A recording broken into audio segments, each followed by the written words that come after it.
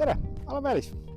On olnud küsimusi hästi palju inimestelt, et kuidas see haakeseadme uutel on see tagant äravõtmine, ei tule ära või mis seal valesti tehakse või mida iganes. Käime nüüd selle koos korra läbi. Ta on nüüd praegu haagitud taha. Muidugi mul on juba juhe lahti. Turvatross on küljest ära. Nüüd järgmine asi, mis tehakse, lastakse see kolmas ratas maha, aga ärge laske seda kolmandat ratast kunagi täiesti vastu maad. Vaid jätke üks nii palju õhku. See on lihtsalt põhjus on selles, kui teil pärast auto raskus peaks muutuma üles või alla, siis on keerata ratta ülesse ja te peate sinna täpselt soonde saamada. Aga võib-olla ratas on nurga all, siis on lihtsalt pärast endal keerulisem. Nüüd siit äravõtmisel üks väike soovitus. Kui te olete kõik ära haakinud, siis alati võtke kolmandast ratast kinni ja loksutage korra, et te lasi kindlalt taga oleks. Nii, kolmandat ratast keerata, soovitan jalad kinni hoida, muidu saate tiirutada siin tükk aega. Õrnalt ei tohi minna survesse, vaid lihtsalt on vastu maad.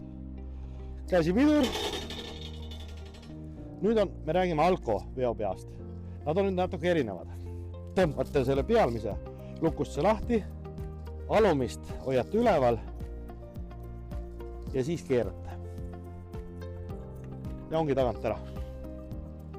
Tagasipanek samamoodi üleval. Jooksete taha. Ja ongi kõik alla panna. Nii, ja nüüd sama asi knoti peaga. Knoti ja Winterhofi pead töötavad praktiliselt ühte moodi, ehk keerame ratta maha, aga tuleb jälgida seda, et rattal ei oleks, ta ei hakkaks tõstma üldse. Sang ülesse ja siis natuke diagonaalis enda poole ja niimoodi ülesse. See nüüd on see kõige tähtsam liigutus.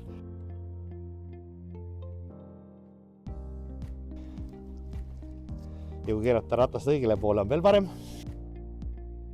Nii, ja nüüd ta tuleb haagist tagant ära. Ja muidugi käsipidur. Nüüd, miks on need veopead sellised natuke imeliku lukustusega? Siin ei tohiks olla konks määritud, tabotine, roostes, värvine, ta peab olema puhas, sest siin töötab natuke teise põhimõttega, ta võtab konksust kinni, mitte ei liigu konksu peal. Seal sees on padjad, mida tuleb perioodiliselt vahetada, kui siin need rohelised punased lähevad punaseks.